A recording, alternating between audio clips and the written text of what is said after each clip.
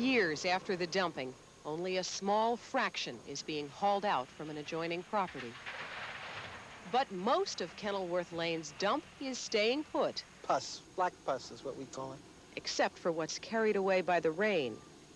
I mean, they've tested and everything, but they really don't say if it's, toxic or whatever, It's got a good smell to it, though. To some, it smells like the work of organized crime. And it is illegal dumping which is coordinated and carried out by carters that are in the grips of organized crime families in the metropolitan area of New York City. State Assemblyman Maurice Hinchey investigates the mob and New York State's more than 1,200 construction and demolition dumps. I heard what you said, and it scares me even more. The pattern at Kenilworth is the same as it is in the other sites that we have looked at where organized crime-dominated carters have been involved. We have found that hospital waste is traditionally mixed in, if I can use the word traditionally, mixed in with C&D waste. Also, various levels of hazardous waste have been found mixed in with construction and demolition debris. You avoid all the costs associated with legal, proper disposal, and you dump it in somebody's backyard where you're not charged, or if you are paying, you're paying a heck of a lot less. How profitable is it to engage in this activity from what you learned? It's very profitable. An illegal construction and demolition debris dump site, if it stays open for any reasonable length of time, can make $1 million to $2 million or more. Every house in this neighborhood of Harrison, New York, is worth millions. This was Pete Rozell's house. Down that street, John Raitt used to live, John and Bonnie Raitt. That is a really nice house. Yeah, that's mansioning. There are a lot of people who will see this piece and they will see the neighborhood and they will understand that it's a beautiful, posh suburb, and they will say, why should we feel sorry for these people who could all maybe dig into their own pockets and get rid of this problem? And how many of those people who are watching can afford to lose a home? And no matter what your level of income, if there are poisons in the ground affecting you and your children and your animals and your neighbors and all your neighbors and possibly your whole town, I don't care if you've got a nickel in the bank or whatever it is. Poisons are poisons. Get them out. This site definitely contains a wide variety of pollutants. Ward Stone is a state wildlife pathologist. Including things like lead and cadmium and chromium and copper and zinc, solvents, polynuclear aromatic compounds that are carcinogens. There's also things like hydrogen sulfide being produced, which irritates people, and we do smell some of that right now. That's kind of that light rotten egg odor that we're getting. I can smell it. Hey, Dave, why don't you take a sample? Samples that we took over here showed soils to be over 1,000 parts per million of lead. It's not where you want your kid to come and play. When Natalie gets a migraine headache and vomiting, I don't know whether she's having a headache because she's being poisoned. Give your lunch? The Brilliants moved into their home 2 months before the dumping began. We don't encourage them to do childhood things like make mud pies, collect leaves, plant a garden. No one would buy our house. We are totally prisoners. We are stuck, very stuck. Law enforcement is also stuck, trying to find somebody, organized crime or otherwise, to blame for the dump. It's almost the same thing as finding a dead body somewhere. Carl Vergeri, district attorney for Westchester County. Sure, there was a homicide. No dispute about it. But if you cannot come up with evidence as to who fired the shots, what do you have? It was a wide open dump. Anybody could have gone there at any hour of the day or night and dumped. There is insufficient evidence to fix criminal responsibility on any individual or any firm. We set out to talk to the haulers, those known to have brought most of the fill.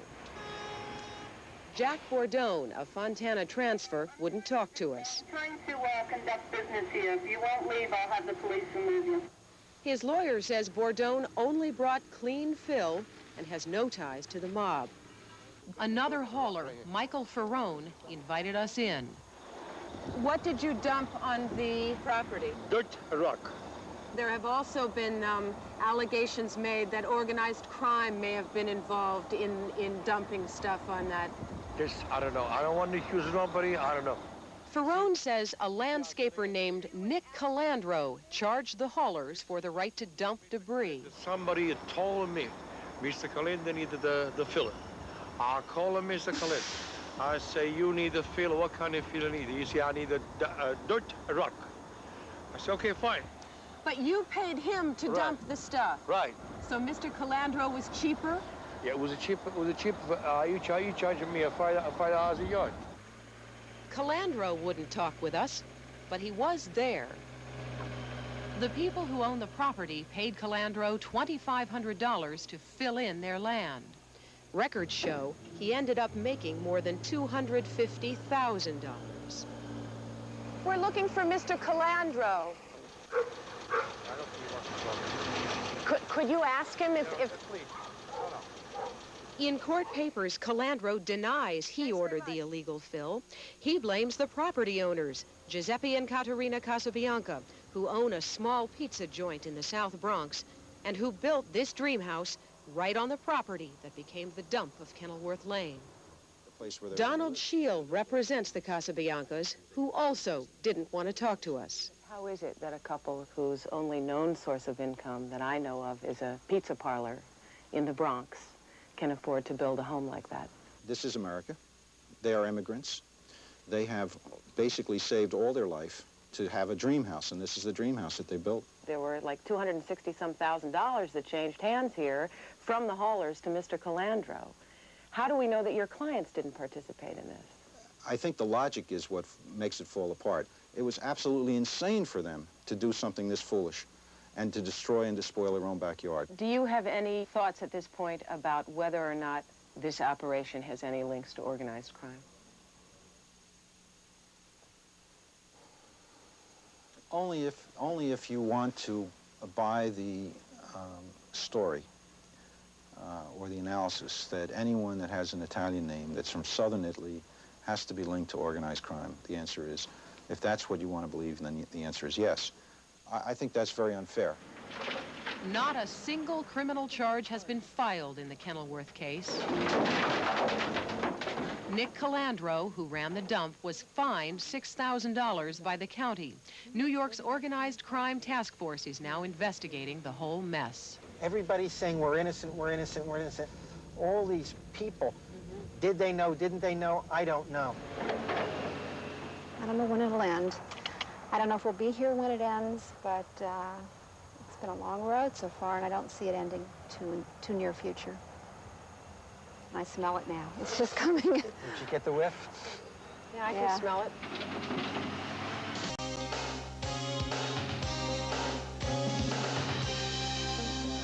It's going to be a good summer. I was intoxicated by the whole lifestyle of it, even as a little child. Hi, Mom. What do you think? You look like a gangster. It's life in Brooklyn, I guess. The magnet that drew me to these people was strong. Everything is beautiful. There's nothing to worry about. Didn't you tell him? I didn't tell him yet. These are scenes from the movie Goodfellas, the story about a mafia hoodlum named Henry Hill. Henry, nice to see you. Yeah, good seeing you. Hi, how are you? For a bunch of street guys with next to no education, they got to live pretty flashy lives. What do you do? What? What do you do? I'm in construction. They called each other wise guys. To me, I thought it was a natural process. I didn't think I was doing anything wrong. At that time, it was I was a normal person. I thought I was a normal person. Henry Hill, the real Henry Hill, the wise guy from the Lucchese crime family. I mean, your total existence is in that world.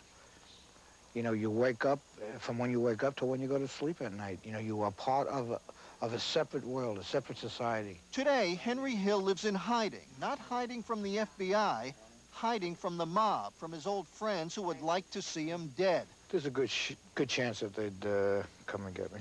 Or, they'd send someone out to get me. To get you. Sure. And to get me means? To whack me. To whack you, to kill you. Yeah.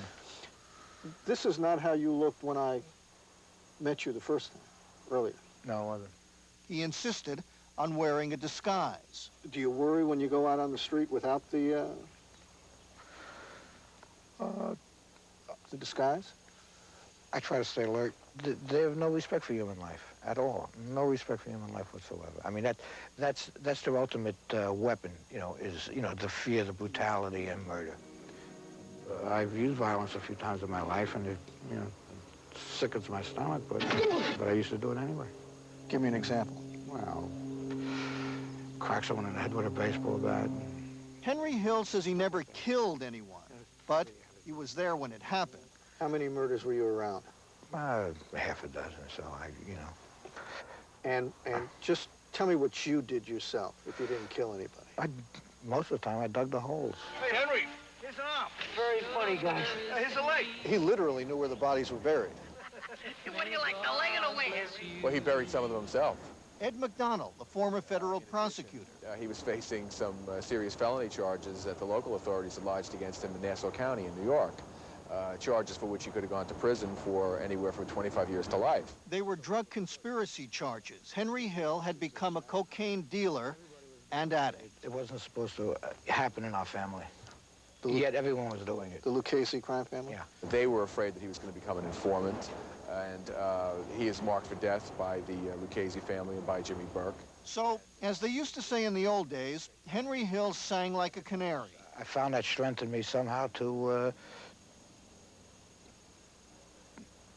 become an informant. And Ed McDonald agreed to put him in the witness protection program.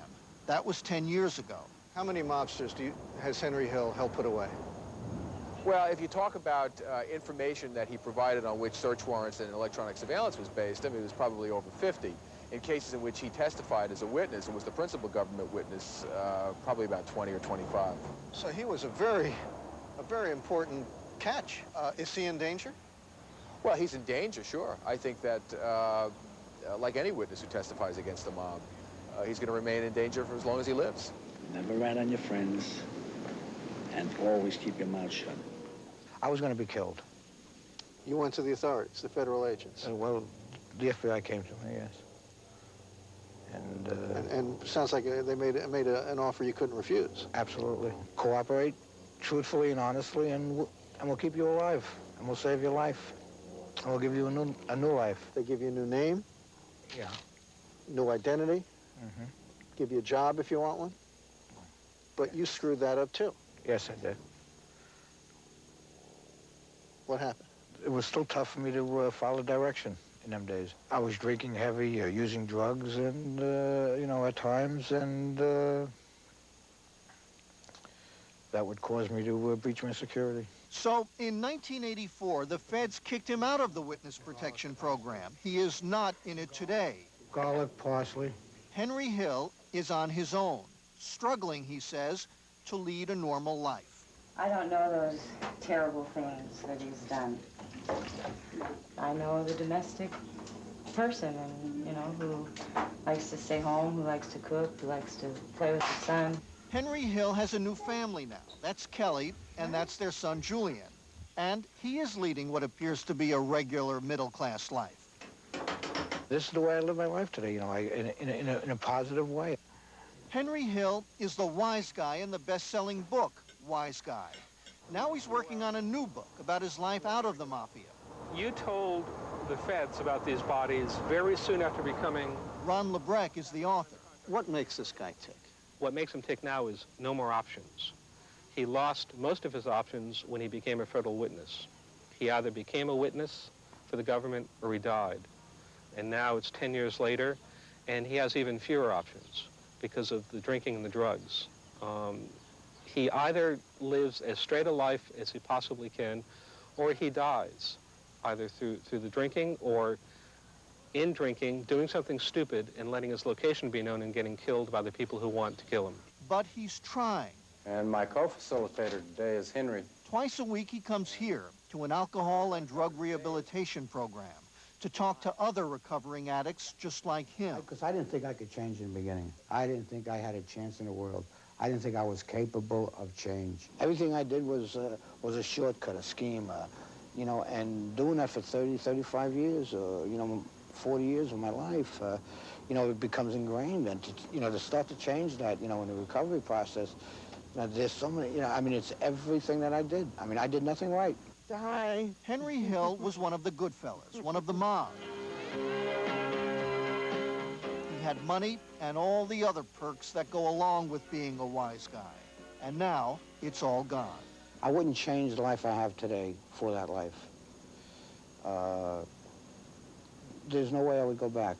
You know, I'm alive. I have a little bit of peace of mind. I'm today what I didn't want to be all my life, and I'm glad to be what I am.